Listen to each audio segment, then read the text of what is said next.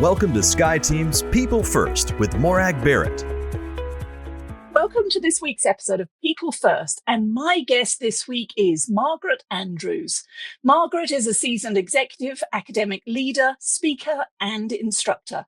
She's created and teaches a variety of leadership courses and professional and executive programs at Harvard University, and is the founder of the Milo Center, a private leadership development firm. Her clients are broad. You may recognize a few of these logos: Amazon, Citi, Continental, Walmart, Wayfair, and the United Nations. She lives in Massachusetts, and she is here today to talk with me, look at all of the little flags, about her new book, Manage Yourself to Lead Others. Margaret, welcome to People First. Thank you. It's great to be here. I am so looking forward to our conversation.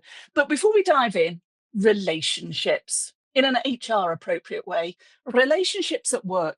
What role have relationships played in your success? Oh, so much. Relationships, I think, are the foundation of business, right? They're the foundation of our life, our relationships. So, when you have a great relationship, I've had a couple of really great relationships with bosses, and that was so much fun. And we could do so much together that we couldn't do it. I've also had some not so good ones with bosses, as well as with employees. So yeah, they're the foundation of everything, and trust is the foundation of relationships. Of them all. Yeah, absolutely. I immediately went to my Lord of the Rings sort of thing. One value to rule them all or underpin them all, and it's trust. So this is a question I get asked by leaders all the time. Or it's a conversation I have with leaders all the time, especially inexperienced leaders, emerging leaders, around how one builds trust. Mm. And often I will hear, well, I've hired you onto my team, prove it. 2 years, show me that you are worthy of my trust. Mm. So, Margaret, what's your guidance for emerging leaders around how we accelerate that time frame? How does one go about giving and building trust with our colleagues and teammates? Yeah, and I don't think it takes 2 years. I think it takes a whole lot less than that. It takes a little over a nanosecond, I think. It's just the way we behave. It's about how we present ourselves, how we listen or don't listen, how we follow through on what we say or don't, what we say about that person behind their back or don't. It's all of those little things. And I think, as we all know, it can take a while to build trust, and it takes about 30 seconds to erode it. And I think, and if you do that, you may never get it back. And I think that's a hard lesson for a lot of people. But in general, I would say, do what you say what you do. Don't think of it as a transaction. I think that's sometimes where a lot of people get in trouble, where they think of a relationship as a transaction. I will do this for you, you will do that for me. And relationships don't work that way. I oftentimes think about a good marriage or a good boss-subordinate relationship or a good team relationship is that it's never exactly equal. That there are times when you're pulling harder and there's times when they're pulling harder. But over time, it balances out. So yeah, I would say trust. How do you build it? Doing what you say, saying what you do, and also being okay with saying what you think and what you need. Yeah, I love the fact that you've emphasized it doesn't take 2 years. Certainly at the pace of business and transformation right now, if you're waiting 2 years, you're already behind the curve. But you also nailed it with it takes time to build and a nanosecond to lose, which comes back to the conversation, which is being clear on what would you need to do if you were working with us here at Sky Team for me to feel that we were in that strong foundational relationship. But irrespective of that, if I can articulate that, then that helps you to reach that point sooner. But also I can still choose to give trust with those guardrails from the get-go. And that's what stops it being a 2-year slog and something that can start to transform a team and a working relationship overnight. All right, well, let's pivot to your work and research. So your book, Manage Yourself to Lead Others. What was the inspiration about why now for this great book?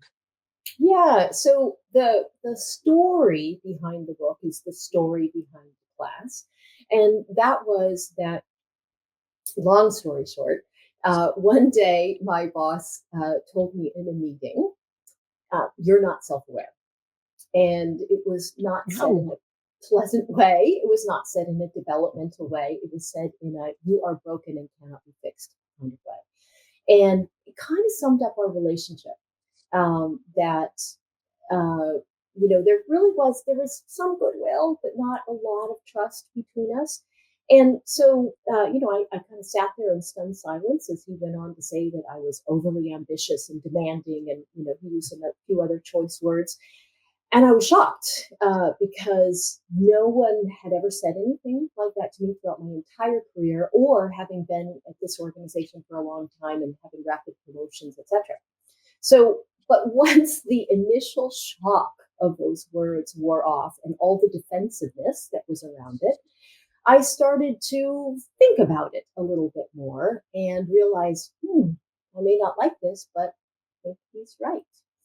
And so I realized that, there were some people on my team that I could be demanding, and I was very fast paced and had very high standards and things like that. All of the things we think of as good, but taken to an extreme, are not good.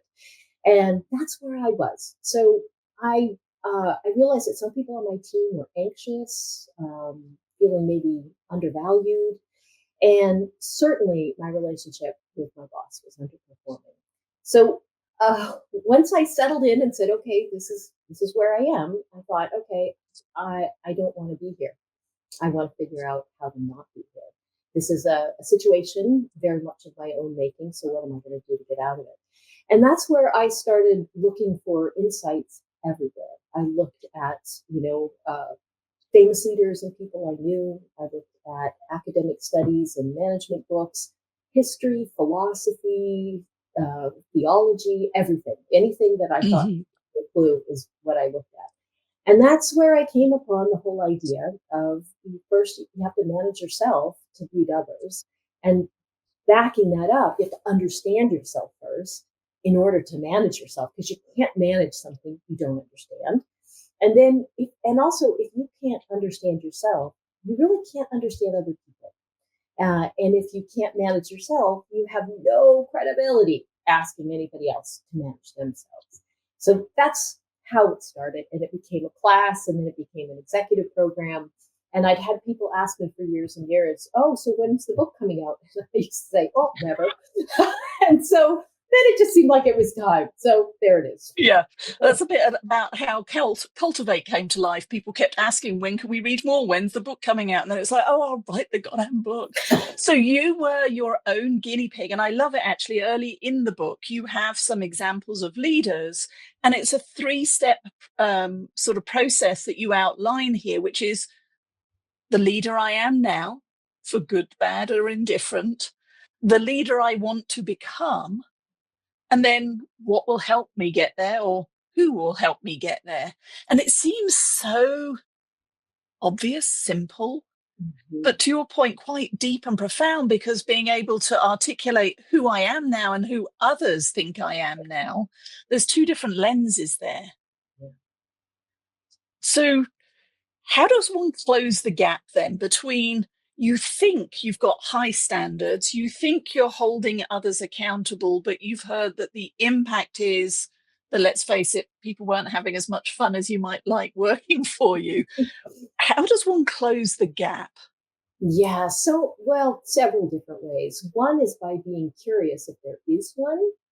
Lots of people might think, hey, I'm a great leader, for whatever reason. And the answer is, okay, but that doesn't mean you can't be a better leader. And also, are you a great one? So some of that comes from just self-awareness, is paying attention to how other people react around you. Are they pushing back on your ideas, or do they just say yes to everything? And when I have some questions that I use with folks to get to understand themselves better, one of the things that I ask them is, what feedback have you received over your life, in your personal life and your private life, professional life, and this is feedback you agree with, feedback you don't agree with, and feedback that surprised you, because they all may have something. And a lot of times, what's interesting is feedback that surprised you or you don't agree with, because sometimes that is pointing right at a blind spot. And even if you disagree with it, it is still the gift of a perspective you didn't have before. So sometimes it's worth looking at. So positive and not so positive. And then, if you're a total geek like me and you have all your performance reviews as far back as you can remember, what's super interesting is to just lay them out with a highlighter and see what words either used exactly the same over the years or variations of it are there. Because, and the other part of it is that most of us, if we get a written performance evaluation, we look at the here's what you do well kind of thing. Oh yeah, and we skim it at best, right? Because, Mm-hmm. oh yeah, that's so easy. And I would say, don't do that, because that is Mm-hmm. not easy for everyone. That is what you bring to the party. So lean into that, and watch out for the other things that are below the line. That's interesting. I've done that activity, attention to detail and talks a lot, especially if I go all the way back to my high school report cards, which I thought were going to be better, but when I actually read them, were not necessarily where I remember my contribution. But that's part of it. It's a journey, and we have a choice with feedback. You don't have to act on it. But if, to your point, you're seeing the same themes emerge, both the things that are the special secret sauce that you bring to the table or the things that might hold you back, then you've got a choice. And the choice is either to adjust or continue down that path. But then we don't get to complain if it bites us in the ass later on. That's right. That's so right. And Technical term.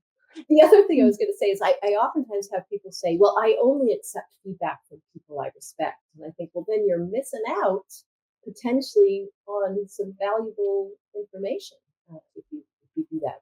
You get to decide what you act on, Yeah. but it's helpful sometimes. It is. And you have a section towards the end of the book where you talk about coming back from career missteps Mhm. and maybe those where your reputation is going forward in an unhelpful way. What's one tip here that listeners who might be thinking, okay, I've got to do a recovery plan at this point. What's one thing that they can do to help come back from a career misstep or mistake? Yeah. So I'll back it up by saying, years ago, my family and I used to go on for a week away in Maine, where we just kayak and swim and read and those kinds of things. And the highlight of the week was that we would go river rafting on the Kennebec River. And what I will never forget is the safety briefing that we all got before we would get in the boats. And they said, listen, you're going down class 4 rapids and occasionally you'll get bounced out of the boat. What you want, they said, nobody cares about your safety as much as you do, and you should act accordingly. And they called it aggressive self-rescue. And I just thought that was the greatest term, aggressive self-rescue. And I thought, that goes along with what I've always thought. But I also think sometimes you need to pause when you've had really disastrous news or even grief, right? People get fired or whatever. There's some Mhm. grief there. So, you don't have to, do anything in the moment. Sometimes you just got to unplug, take a nap, go call a friend or something like that. That's a little bit of aggressive self-rescue in the very beginning. But then start to think about, okay, what is within my control and what is not within my control? And you can draw a list, right? Or you can draw circles. This is in my control. This is within my influence. This is out of my control. It's out of your control. Don't worry about it. And I know, easier said than done. But what can you control? And as somebody I know who had a really, really difficult time, they said, you know what I can control? I can take a shower in the morning. And I said, there you go, right? It's a start. It's a start. It's a start. And that's what you're looking for. You're trying to get some momentum. But I also think too, that you have to give yourself a time to, grieve it a little bit or to really take it in.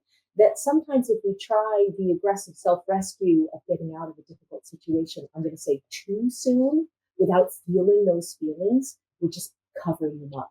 And we're oftentimes not really learning the lesson. We're just trying to get out of it. So I do think that there's some processing there.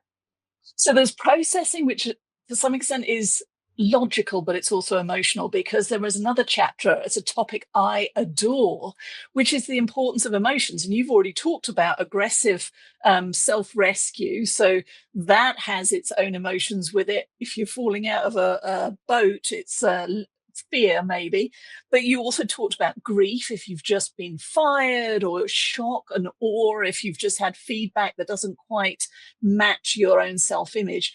So emotional intelligence, how does that fit into this? Oh, it's all about that. Emotional intelligence is a big part of relationships. I oftentimes think of it as um, what I'm going to say interpersonal skills, right? I so many words to describe this: emotional intelligence, relationship skills, interpersonal skills, and my not favorite, is soft skills, because soft skills it's such a misnomer, right? If anybody has ever tried to develop one of these skills, there is absolutely nothing soft about it.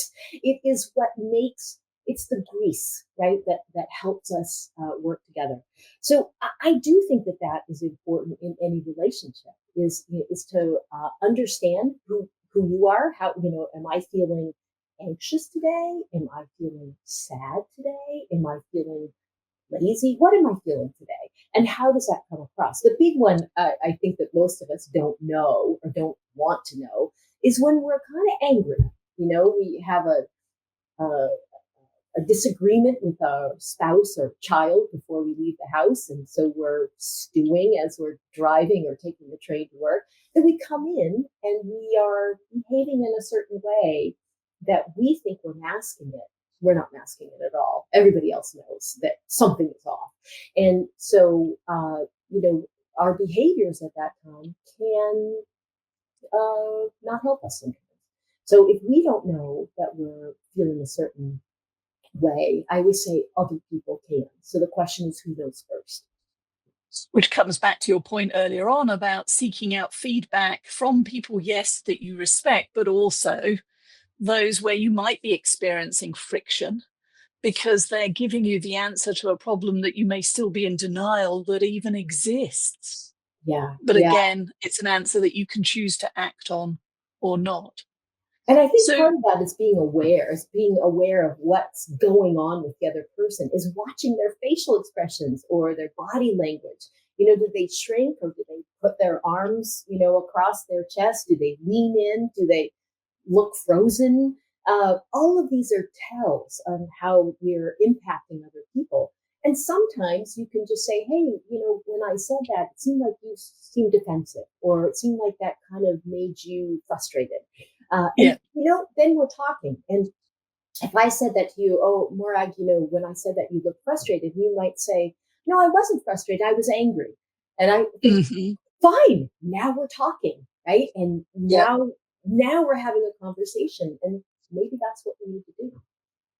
So I'm curious with regards to the camera working at a distance. Certainly since the pandemic, it is now prevalent everywhere, and we've all done it for many years. But how has that impacted the nature that your programs at Harvard, and how you teach leadership for when we're in a room with humans, but also when we are just, business on top and PJs on the bottom? I'm not That's wearing right. PJs. Bunny slippers. Exactly. Oh gosh, a few things. In general, I do have a preference for face-to-face whenever possible, because I remember actually in the very beginning of the pandemic, everything got moved online.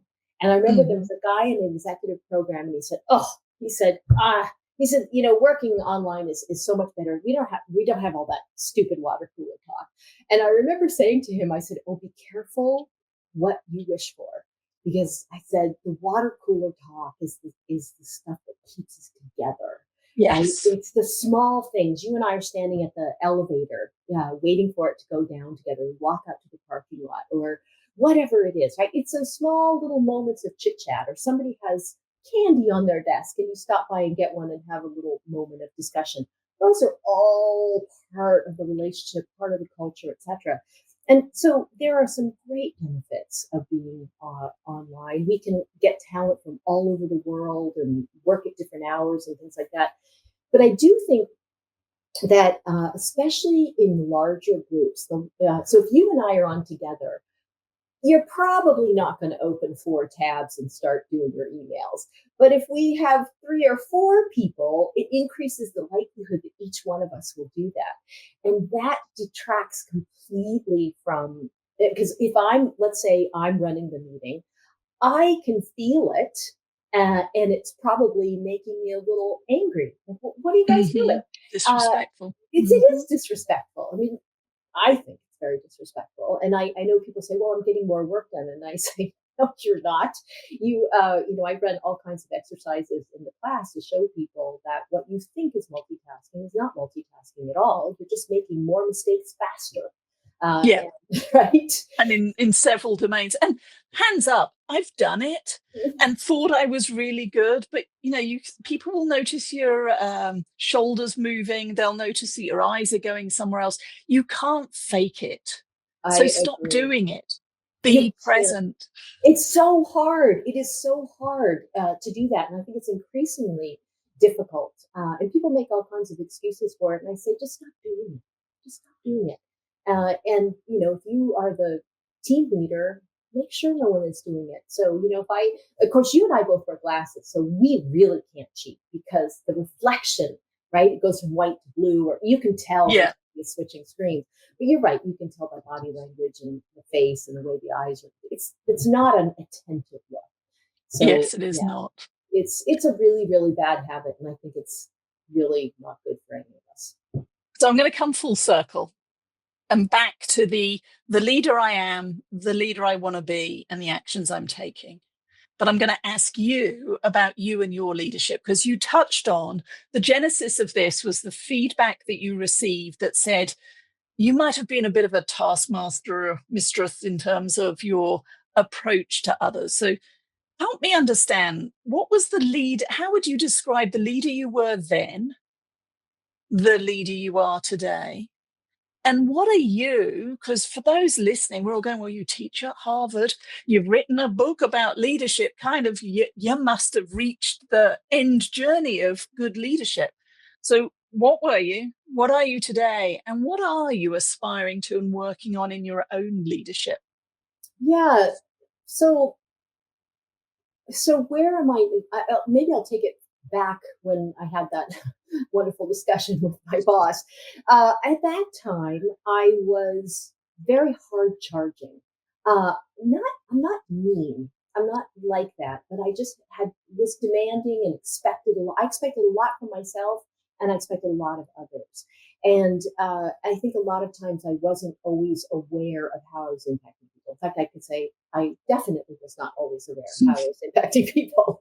And so what I did was I really did dig in and try to understand myself and, what am I doing that is causing this, and why is this showing up?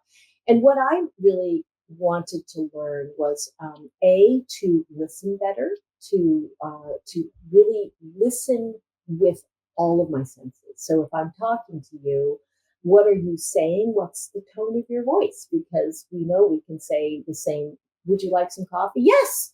Would you like some coffee? Yes. Right? And same words, very different meaning. Facial expression, body language, kind of how much pep in your step you have, those kinds of things.